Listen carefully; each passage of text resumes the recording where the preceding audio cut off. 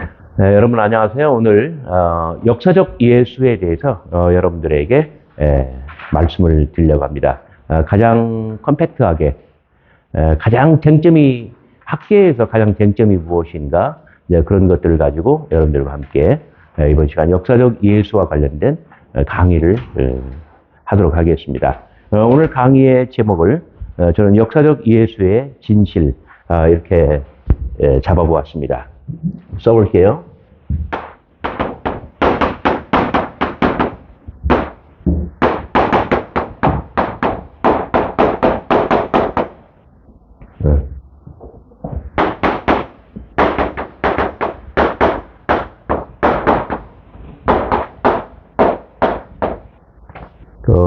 The Historical Jesus, 역사적 예수는 신학을 연구하는 모든 사람들에게 최고의 관심입니다. 그분은 누구였을까? 그분은 무엇을 가르쳤을까? 그분은 어떻게 활동하고 사역하셨을까? 그분의 개성이 있을까? 우리가 알 수 있을까? 그분의 기본 정서는 무엇이었을까? 성격이 어땠을 것 같아요? 사도 바울하고 비교해 보면은 우리가 이런 것들을 헤아릴 수 있을까요? 제가 아주 쉽게 말씀드리자면 사도 바울은 무지하게 집요한 사람이었고 그리고 무엇을 관철시키는 관철형 인간이었어요. 거기에 비하면 예수님은 약간 좀 재미있는 말로 표현을 하자면 허당 같은 사람이었어요. 겉으로는 허당이었는데 속으로는 이렇게 굉장히 옹골차고 하실 거 다 하시는 분. 예를 들면 이런 개성들을 파악할 수 있느냐 이거예요. 현대 신학학자들은 할 수 있다고 봐요. 뭘 통해서 알 수 있을까요? 마가복음에 기록되어 있는 거, 마태복음, 누가복음, 이렇게 요한복음, 이거는 3인칭 단수로 되어 있기 때문에 무엇을 파악하기는 좋지만 그러나 문제는 뭐냐면 마가는 마가대로 마태, 누가, 요한 각자가 자기의 관심대로 썼다는 점이에요. 우리가 복음서 간에 비교해 보면 이런 사실들은 비교적 금방 깨우칠 수가 있어요. 교회를 오래 다닌다고 쉽게 할 수 있는 건 아니에요. 그러나 마가는 마가대로, 마태는 마태대로, 또 누가, 요한 마찬가지 방식대로 각각의 뭐랄까요? 이 사건 배열, 그 다음에 각각의 이야기를 구술하는 방식, 그 다음에 각각의 이야기를 구성하고, 그 다음에 거기에 의미를 부여하고, 이런 방식을 보면 너무나 다르거든요. 그렇기 때문에 네 권의 복음서가 말하는 예수는 완전히 다른 네 사람이에요. 한 분이시지만 전혀 다른 네 사람으로 등장한다는 점이에요. 그래서 마가, 마태, 누가, 요한 그들이 보도하는 대로의 예수는 그들이 믿는 대로의 예수고 그들이 우리에게 소개하는 바대로 그들이 이해한 바대로의 예수이지 역사적 예수는 아닌 셈이죠. 그래서 우리가 역사적 예수, 그냥 예수님이라고 할 때와 비해서 역사적 예수라고 할 때는 굉장히 우리의 신경이 곤두서고 우리의 지성이 냉철해지며 뭔가 비교할 수 있고 분석할 수 있고 그리고 분석의 결과를 종합하면서 결론을 내리는 바로 그런 어떤 굉장히 깊이 있는 이 비평과 그리고 분석 그리고 통합의 어떤 그런 영역이라고 하는 것입니다. 우리가 예수님이라고 할 때는 우리가 어떤 예수님의 이름으로 기도하옵나이다. 이렇게 우리가 예수님이라고 할 때는 어떤 신앙 고백의 차원이에요. 그래서 그분은 신앙의 그리스도예요. 그러나 역사적 예수 이렇게 이야기할 때는 AD 1세기 30년경 팔레스타인 유대 땅 그 중에서도 갈릴리 그리고 갈릴리 중에서도 가버나움을 중심으로 어떤 먼지 나는 길을 걸었고, 제자들과 함께 여행했고, 제자들과 함께 배를 타고 항해했으며, 제자들과 함께 빵을 먹고, 그리고 정처없이 떠들던 바로 그 역사적 인물, 한 인간 예수를 뜻합니다.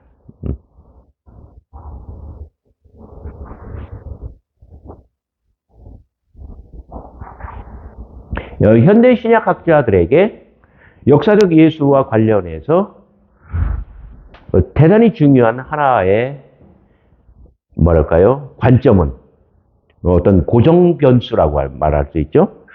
이제 어떤 고정적인 그 불과 몇 가지 중에 하나의 가장 중요한 어떤 사실. 물론 다른 신약학자들보다 제가 좀 더 강조하고 중시 여기는 부분이기도 합니다. 그것은 예수님께서 여행하던 자였다라는 점입니다. 다른 말로 하면 방랑이라는 단어를 더 사용하기도 합니다.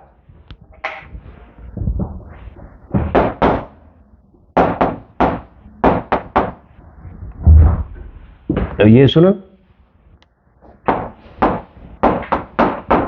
방랑자였다. 여러분, 방랑과 여행의 차이가 뭘까요?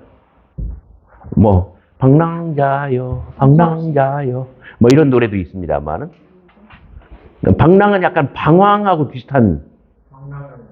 예? 여행은 목적지가 있는데 방랑은 신원이가 딱 맞았어요. 그래요.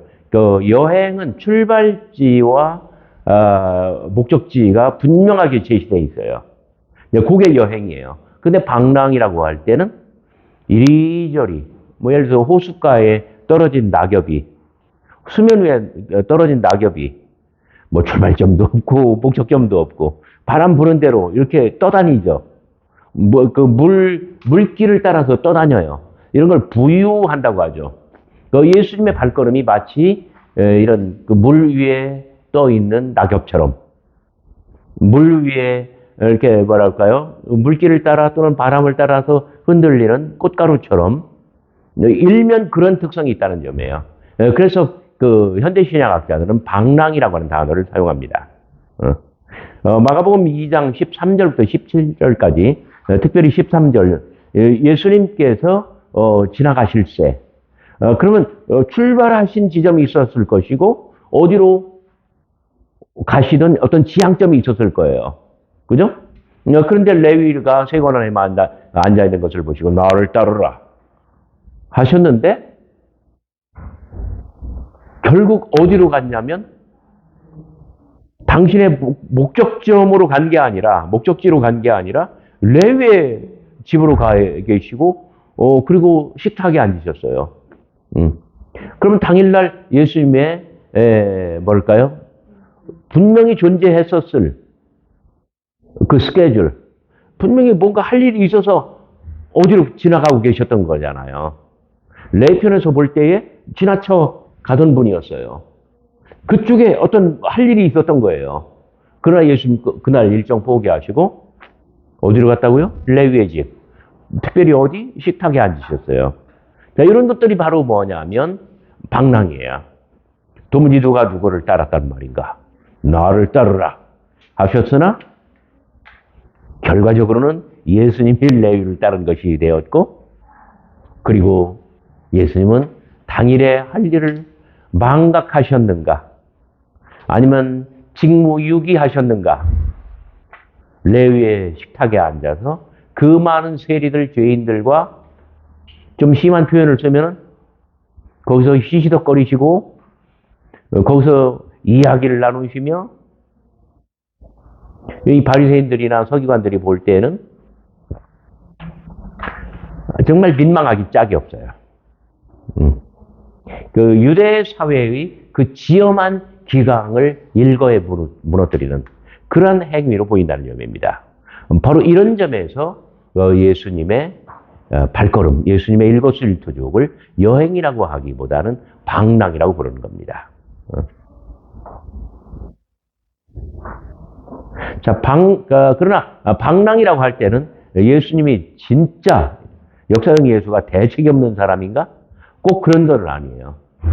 남들이 보기에 방랑 같지만, 그러나 예수님 속으로는 아주 대단한, 뭐랄까요? 그 목적의식이 분명히 있는 거예요. 하나의 그 일관된 지향점이 있다는 점이에요. 그것이 겉으로 드러나지 않기 때문에 방랑이라고 하는 것이죠. 자, 여러분들에게 퀴즈를 내겠습니다. 방랑하는 사람과 그 다음에 한 곳에 정주에 사는 사람, 정착민이죠. 어떤 차이가 있을까요? 여러분들 어렸을 때 방랑하는 사람 보신 적 있나요? 뭐 집시. 이 중에서 나이가 제일 많은 사람이 누구예요? 강수 씨가 제일 많아요? 그러면 그 집에 어떤 사람 어렸을 때 도시에서 자랐어요? 시골에서 자랐어요? 나는 시골에서 자랐어요. 시골까지 태어난 애들 나중에 도시에 그 어렸을 때 뭐 이렇게 뭐 시골 농촌 마을 이런데 방랑자는 주로 어떤 사람들이에요? 밥 빌어먹는 사람, 동양아치, 거지 또는 각설이패 뭐 이런 사람들이에요. 집 없잖아요. 홈레스. 그러니까 이 정착민에게 중요한 건 뭐예요? 어느 한 마을에 자리를 차지하고 어떤 특정한 집에서 다른 많은 사람들과 어울려 산다. 그 사람들에게 중요한 것은 뭘까요? 여러분들 다 정착민이잖아, 지금. 나도 마찬가지고. 우리가 살면서 정말 중요한 게 이 인간관계예요. 인간관계, 네 글자로 하면 인간관계지만 두 글자로 하면 뭐예요? 신용이에요, 신용. 쟤는 어떤 애야? 저 사람은 믿을 수 없는 사람이야. 저 사람은 어떤 이런 특성이 있어. 그러니까 저는 살면 살수록요, 다 어디부터 여기부터 여기까지 아무리 못해도 이만큼은 해. 제일 잘하면 여기까지 할 수 있어. 근데 이게 이제 확 넓은 사람이 어떤 사람인 줄 알아요? 그 조직에 가담해 있는 사람이에요. 내가 누가 여러분들 보고 너 저기 가서 아무개 죽이고 와 하면 할 수 있어요, 없어요? 못하지. 내가 아무리 악해도 이 이상은 안 넘어가. 내가 잘하면 여기까지는 올 수가 있어. 그러니까 이 어떤 사람의 능력치, 그 사람의 어떤 인격, 그 사람의 진정성, 이 모두가 다 뭐냐면은 이런 거를 가리켜서 신용이라고 해요. 그걸 다른 말로 하면 예측 가능하냐, 예측 불가능하냐. 정착민들에게 중요한 건 이런 거예요. 그러니까 신용과 평판.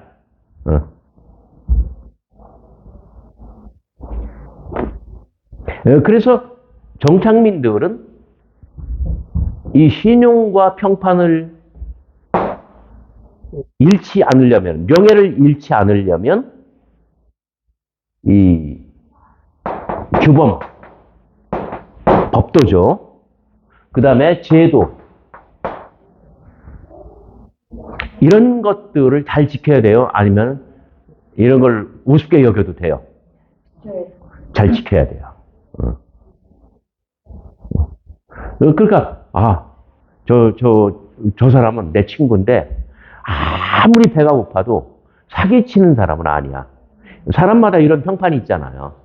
근데 아무개는 배고프면 사기쳐. 우리가 살다 보면 그런 사람들이 있죠. 그런 사람들은 이렇게 뭐라 할까, 적응하고 이렇게 잘 살 수 있어요? 아니면 그렇지 않아요? 그렇지 않지. 제가 보스턴에서 목회할 때 어떤 이상한 사람이 하나가 왔어. 그래가지고 막 교회에다가 불을 싸질렀어. 그래가지고 막 모든 우리 교회의 모든 교인들이, 모든 가정들이 다 시험에 들었어. 특히 나를 이렇게 지목해가지고 나를 막 엄청나게 막 이렇게 내가 뭐 어떤 모순이 있는 사람으로 그렇게 얘기를 해가지고. 그러니까 그때는 이제 진짜 어떤 필사의 각오로 교회를 지키고 양떼들을 지켜야 돼요. 그런데 그때 제가 아주 굉장히 중요한 중직 두 가정을 잃었어요. 그 사람을 쫓아내고 그 사람이 영원토록 우리 교회와 그 다음에 그 노회, 그 다음에 총회 거기에 발붙이지 못하도록 제가 다 못을 박아버렸고. 그러니까 거기서 하다 안 되니까 그 다음에 뉴욕 쪽으로 가고 뉴욕 쪽에서 하다 안 되니까 뉴저지로 가고 뉴저지에서 하다 안 되니까 저 뉴저지 남쪽으로 가고 또 그 밑으로 가고. 그러니까 신용이 없으니까 평판이 나쁘니까 이 기록이 나쁘니까 계속 움직이면 이동을 하는 거예요. 왜? 자기를 알아보는 사람이 없는 곳으로 가는 거죠. 자, 우리가 정착민이라고 하는 것은 보이지 않게 이 사회의 규범이나 제도 이런 것들을 지키면서 그 자신의 어떤 예측 가능하도록 남들이 나를 믿어주고 나와 관계하고 그 다음에 내가 어엿한 사람으로 떳떳한 사람으로 살아갈 수 있도록 뭔가 신용을 가져야 돼요. 이게 정착민이에요.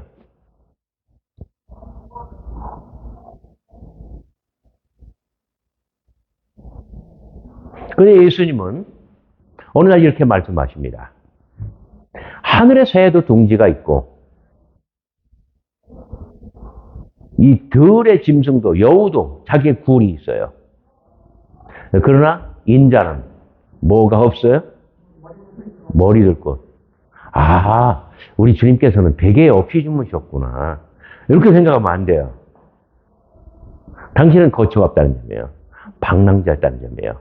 끝없이 이곳저곳을 이동하는.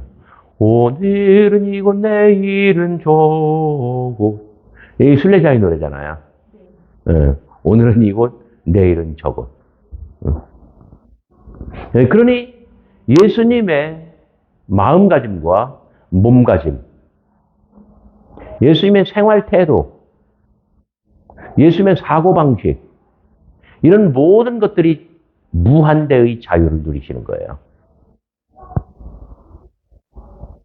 그렇다고 뭐 이게 뭐 한도가 없는 사람이야? 맞아요. 한도가 없는 사람이야. 어떤 예측 가능하기가 힘들어요. 사람의 입장에서 보면. 물론 전문적인 신학학자, 역사적 예술을 연구하는 사람들은 그럼에도 불구하고 예수님의 모든 어떤 말씀이나 행동에 이 전체를 꿰뚫고 있는 어떤 일관성이기 때문에 예측을 합니다.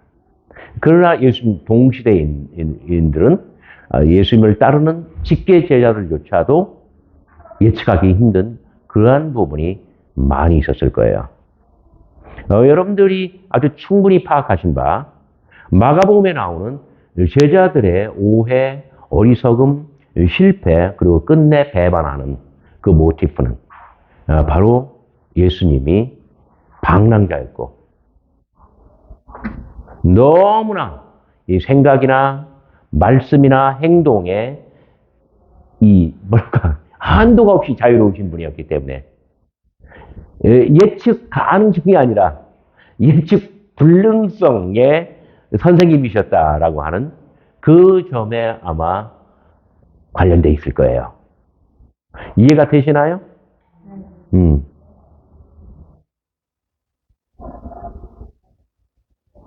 예수님은 어느 정도로 자유로우신 분이었냐면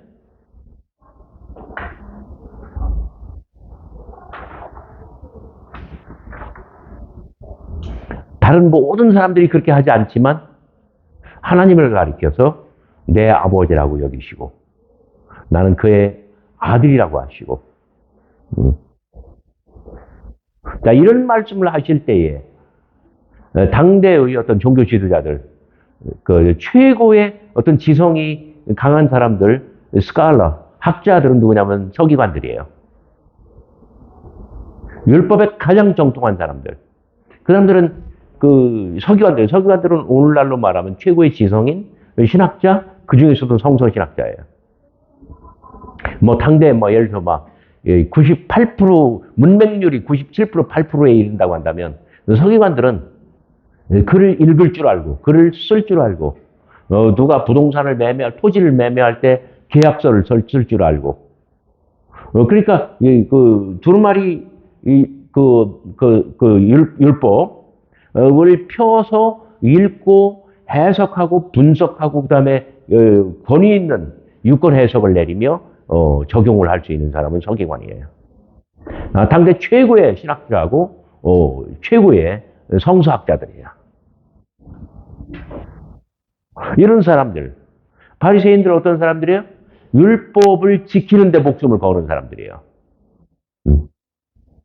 그들은 이 한도가 대단히 아주 분명한 사람들이에요.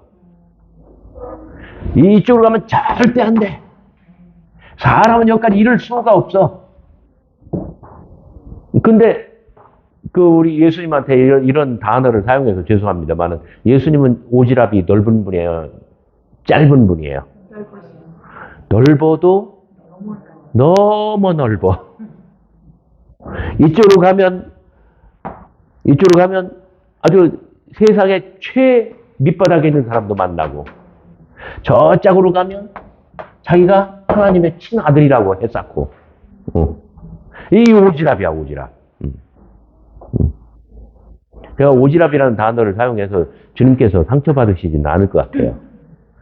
아마 끄떡끄떡 하실 네가 봤다. 나는 그런 사람이다.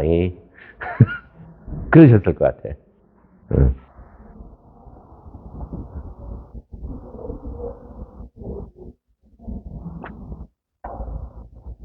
자, 그래서 우리가 역사적 예수님을 접근하고 역사적 예수님의 어떤 사상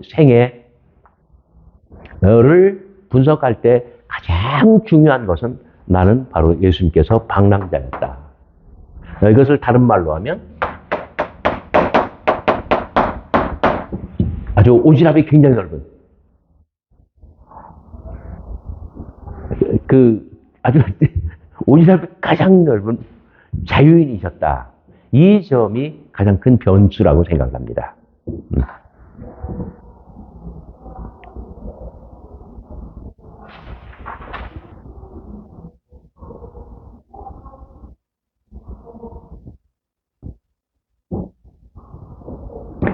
예수님은 두 번째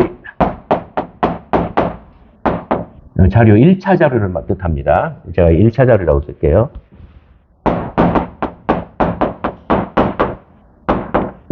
보통 primary source 1차 자료. 예수님을 알 수 있는 1차 자료는 마태, 마가, 누가, 요한 4개의 복음서, 그 다음에 도마복음, 거기에 Q, 그 다음에 M과 L 이런 것들이 있겠죠. 그 다음에 2차 자료로서는 요세푸스가 예수님을 언급한 게 있는데 별로 중요하지 않습니다. 요세푸스 파일로 중요하지 않습니다.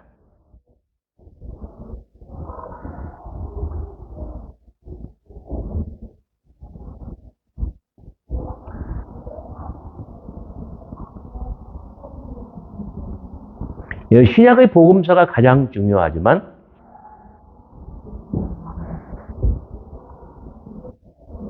그 중에 현대 성서학자들, 현대 신약학자들이 완전히 푹 빠져든 매료되는 2개의 본문이 있습니다. 가장 중요하게 여기는 2개의 본문.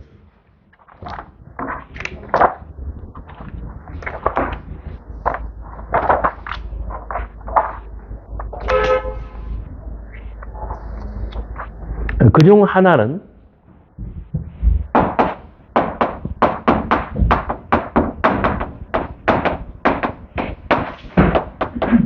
바알세불 논쟁이고, 바알세불 논쟁은 2개의 독립전승을 갖는데 하나는 마가복음 3장, 마가복음 3장 20절부터 30절까지입니다. 그 다음에 또 하나의 독립전승은 Q복음입니다. Q. 근데 Q는 좀 특이한데 우선 마태복음 12장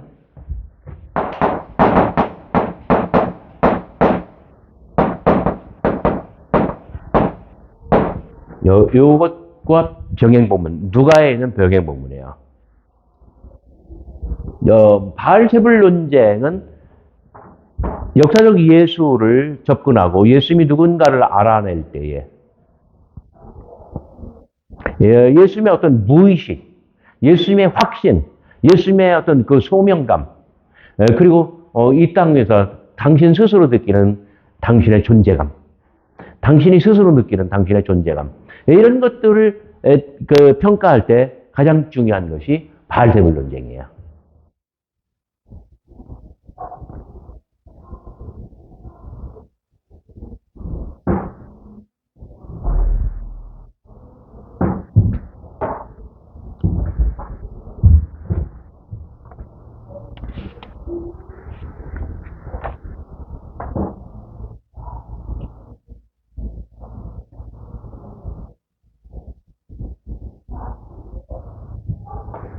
그런데 바알세불 논쟁에서 그 굉장히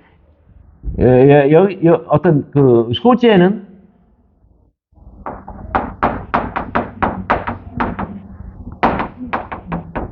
귀신 축출이거든요. 그 예수님께서 귀신을 축출하실 때에 유대인 종교 지도자들이 뭐라고 비판을 해요? 어떤 힘으로 귀신을 쫓아낸다? 바알세불. 그러니까 더 큰 귀신을 불러들여서 그 쪼무레기 귀신을 쫓아낸다는 거예요. 예수님의 귀신 축출은 일종의 귀신 장난이다 이거예요. 귀신 노름이다 이거예요. 그랬더니 예수님께서 뭐라고 말씀하시냐면, 내가 바알세불을 힘입어 귀신을 쫓아내면 너희의 아들들은 누구를 힘입어 쫓아내느냐? 자, 여기 너희의 아들들은 누구를 힘입어 쫓아내느냐? 자, 이 본문을 통해서 우리가 알 수 있는 것은 뭐냐면, 귀신을 쫓아내는 사람들이 누구예요? 자, 예수님도 귀신을 쫓아내요. 그런데 예수님 뿐이에요? 아니면 다른 사람들도 해요? 바로 그 점이에요. 동시대 유대인들도 귀신을 쫓아내고 있다는 점이에요. 귀신 축출은 역사적 예수님 혼자만이 독점하시는 전유물이 아니라는 점이에요.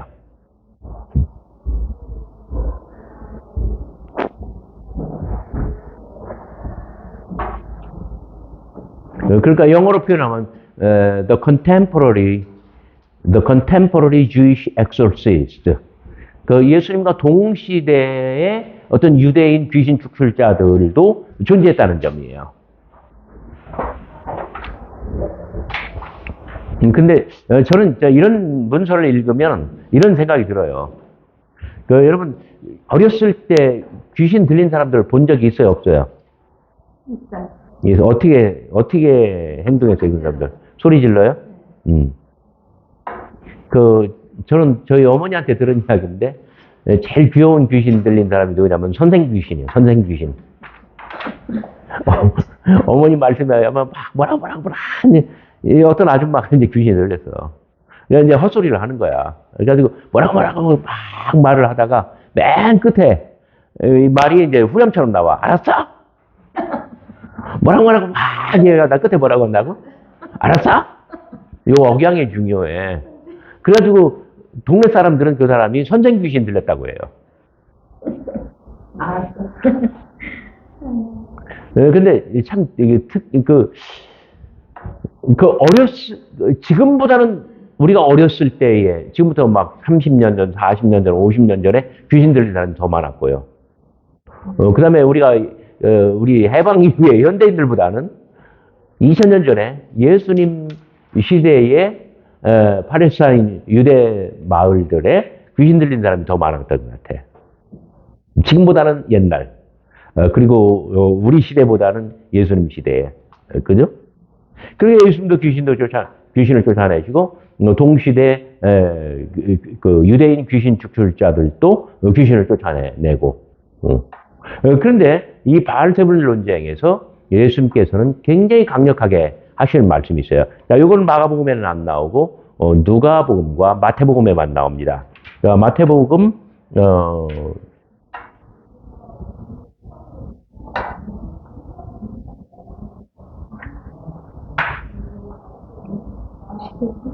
마태복음 22장 28절, 그 다음에 누가복음 11장 20절, 누 11장 20절, 그 다음에 마태 22장 몇 절이라고 했나요? 28절.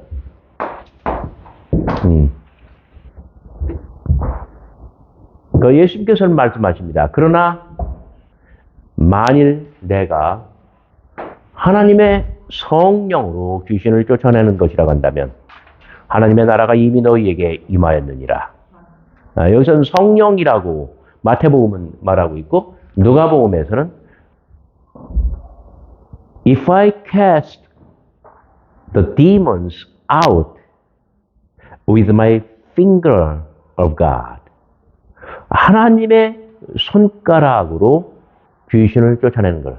우리말로는 하나님의 손이라고 번역을 돼 있습니다. 번역을 했습니다. 그죠? 조나영 씨, 그렇죠? 하나님의 손. 근데 영어로 읽으면 그 finger예요, 손가락. 그러면 하나님의 성령이 맞느냐? 하나님의 손가락이 맞느냐? 여러분 마가복음 본문 한번 보실래요? 마가복음 3장. 마가복음 3장 29절 30절에 한번 읽어봐요. 29절과 30절. 마가복음 3장. 누구든지 성령을 모독하는 자는 영원히 사하심을 얻지 못하고 영원한 죄가 되느니라 하시니 이는 그들이 말하기를 더러운 귀신이 들렸다 합니다. 자, 여기 이제 우리말로 번역한 것이 굉장히 여기 아쉬워요. 여기 성령이라고 번역을 했습니다만은 거룩한 영이라고 하는 것이 더 좋습니다. 그것은 30절에 더러운 영과 대조가 되는 말이에요. 이해가 되시나요?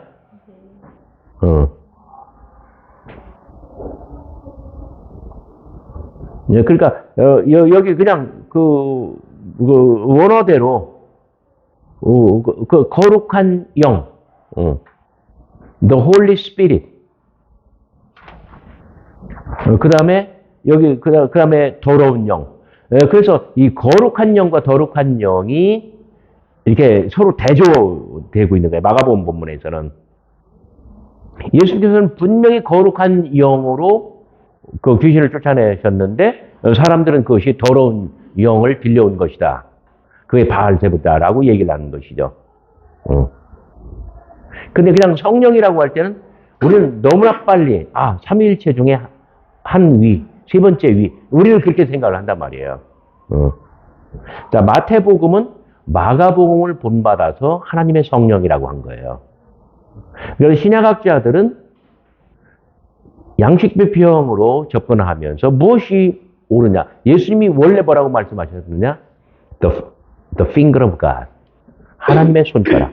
예수님의 의식은 뭐냐면 사람에게서 귀신을 내몰고 사람을 온전케 하는 것은 하나님의 손가락이라고 믿고 있었던 거예요.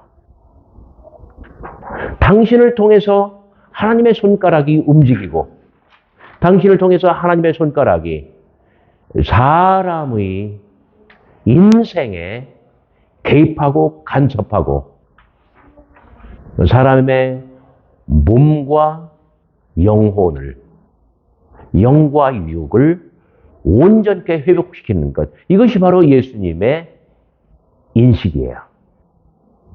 바알세불 논쟁의 아주 여러 가지 의미 중에 중요한 것들이 이런 점들이에요. 동시대에도 유대인 귀신 축출자들이 존재했었다는 점. 예수는 예수님대로, 다른 유대인 축기자들은 축기자들대로. 그러나 예수님께서는 어떤 자의식을 가지고 계셨느냐?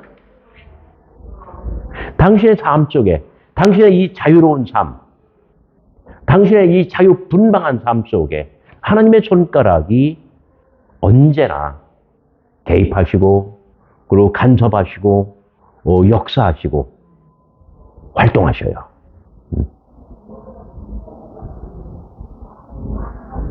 그렇구나. 이게 어디 바알세불 논쟁뿐이겠어요. 당신의 활동 모든 영역에서 하나님의 손가락은 존재해요. 제가 굉장히 좋아하는 찬송. 어디나 계신 주의 손길. 우리가 이런 믿음을 가지고 살면은 우리가 어디로 가든지, 어디를 가서 무엇을 하든지, 누구를 만나든지 하나님께서 나와 함께 하시고 내게 역사하신다. 보이스피싱도 막아주시고 금융사고도 방지해 주시고. 아멘. 아멘. 네, 첫 번째 강의는 여기까지만 하고요. 다음 두 번째 강의 들어가도록 하겠습니다.